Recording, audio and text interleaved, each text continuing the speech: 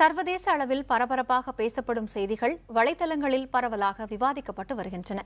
அந்த வகையில் எந்தெந்த செய்திகள் மிக அதிகமாக இத்தகைய தளங்களில் விவாத பொருளாகி இருக்கின்றன என்பது குறித்த தகவல்களை தருகிறார் செய்தியாளர் சரண்யா.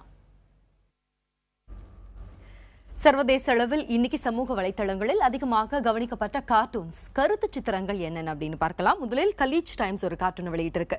இதை பொறுத்த வரைக்கும் கடந்த சில வருடங்களில் அதிகமான விவாதத்தை கிளப்பிய ஒரு திட்டமான அமெரிக்க அதிபர் ஒபாமாவின் ஒபாமா கேர்ஸ் அப்படின்ற மருத்துவ திட்டம் சமீபத்தில் உச்சநீதிமன்றத்தால் ஒரு பச்சை கொடி காட்டப்பட்டது. அதாவது இந்த ஒபாமா கேர்ஸ் திட்டம் ஒரு நல்ல திட்டம் தான் அப்படின்னு உச்சநீதிமன்றம் கருத்து கூறியிருந்தது. இதனைத் தொடர்ந்து இந்த திட்டத்திற்கு இனிமேல் எந்த பிரச்சனையும் வராது, இதனை மேற்கொண்டு நான் எடுத்துட்டு செல்லலாம் அப்படின்னு ஒபாமா பெருமூச்சு விடுவது மாதிரியும், ஆனால் பின்னாளில் இருக்கும் எதிர்க்கட்சிகள் இதனை அவ்வளவு எளிதாக விட்டுவிடாது, இதனை இன்னும் இந்த ஒபாமா கேருக்கான இன்னும் நிறைய ஒப்போஸ் பண்றதுக்கான திட்டங்கள் இன்னும் நிறைய இவங்க வச்சிருக்காங்க அப்படின்னு சொல்லக்கூடிய மாதிரியான ஒரு கருத்து சித்திரத்தை கலீஜ் டைம்ஸ் வெளியிட்டிருக்காங்க.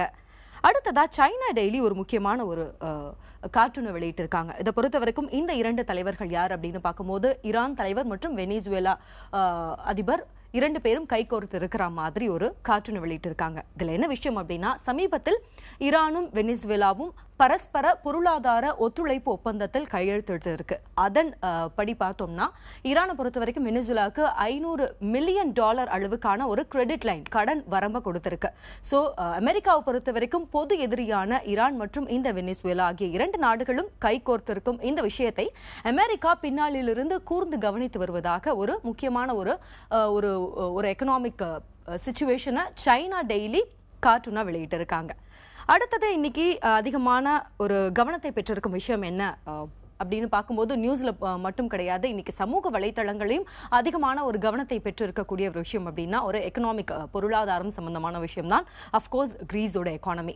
ஏற்கனவே யூரோப்பியன் சென்ட்ரல் பேங்க் கிரீஸ்க்கான நிதியுதவிகளை எல்லாம் நெருக்கி வரும் இந்த வேளையில் கிரீஸ் என்ன பண்ணியிருக்காங்கன்னா, இன்னைக்கு அதாவது மண்டேவை பொறுத்த வரைக்கும் தன்னுடைய கையிருப்பு பண கையிருப்பை மெயின்டைன் பண்றதுக்காக இன்னைக்கு மண்டே ஹாலிடே வங்கி லீவ் கொடுத்திருக்காங்க, ஹாலிடே கொடுத்திருக்காங்க. ஸோ இந்த விஷயத்தை பொறுத்த வரைக்கும் அதிகமான ஒரு கவனத்தை பெற்றிருக்கு. ஏன் அப்படின்னு பார்க்கும்போது கிரீஸின் பொருளாதாரமானது உலக பொருளாதாரத்தில் ஒரு டைரக்டான ஒரு தாக்கத்தை உண்டு பண்ணும் அப்படின்றதுனால கிரீஸ் அடுத்தடுத்து என்ன செஞ்சிட்டு இருக்கு இந்த விஷயத்தில், ஏற்கனவே ஒரு திவாலாக கூடிய ஒரு வேர்ஜ்ல இருக்கும் இந்த நேரத்தில் அவங்க என்னெல்லாம் பண்ணிட்டு இருக்காங்க அந்த கையிருப்பை தக்க வைத்துக் கொள்வதற்காக அப்படின்ற ஒரு விஷயத்தை அதிகமான ஆர்டிகல்ஸா பார்க்க முடியுது. வால் ஸ்ட்ரீட் ஜேர்னல் இந்த ஆர்டிகல் வெளியிட்டு இருக்காங்க. அடுத்ததா நியூயார்க் டைம்ஸ் மட்டும் இல்லாம பிபிசியும் தொடர்ந்து இது குறித்த ஆர்டிகல்ஸ் வெளியிட்டு இருக்காங்க. சோ இன்னைக்கு எக்கனாமிக் டைம்ஸோட முக்கியமான ஆர்டிகலாகவும் இது வெளியாக இருக்கு. சோ கிரீஸ் சம்பந்தப்பட்ட இந்த ஆர்டிகல் அதிகமான ஒரு ஷேர்ஸ் பெற்றிருக்கு, கவனத்தை பெற்றிருக்கு இன்னைக்கு சமூக வலைதளங்களை பொறுத்த வரைக்கும்.